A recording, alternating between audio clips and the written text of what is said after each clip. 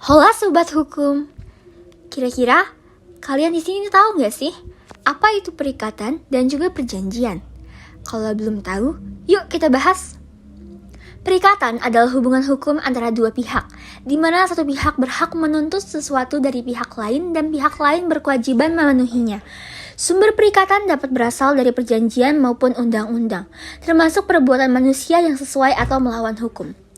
Perjanjian sendiri adalah suatu perbuatan hukum di mana satu orang atau lebih mengikatkan diri terhadap satu orang lain atau lebih, yang menimbulkan hubungan hukum kekayaan antar pihak.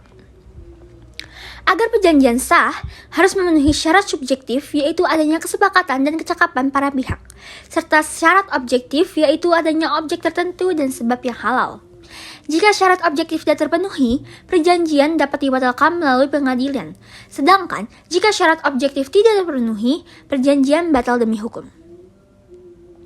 Dalam hukum perjanjian terdapat beberapa asas penting, seperti asas konsensualisme yang menyatakan bahwa perjanjian cukup dengan kesepakatan para pihak, asas mengikat sebagai undang-undang atau pacta sunt servanda, yang berarti perjanjian yang sah berlaku sebagai undang-undang bagi para pihak, asas kebebasan berkontrak yang memberikan kebebasan kepada setiap orang untuk membuat perjanjian dengan siapapun dan menentukan isinya, asas kepribadian yang menyatakan perjanjian hanya mengikat pihak yang membuatnya, serta asas itikat baik yang mewajibkan para pihak melaksanakan perjanjian dengan jujur dan juga adil.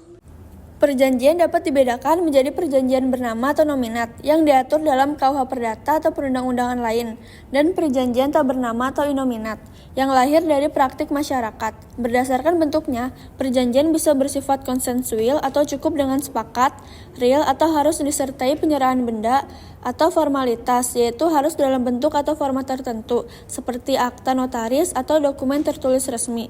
Selain itu, terdapat juga perjanjian nomine, yaitu perjanjian yang menggunakan nama pihak lain, misalnya dalam kepemilikan saham oleh warga negara asing melalui nama warga negara Indonesia.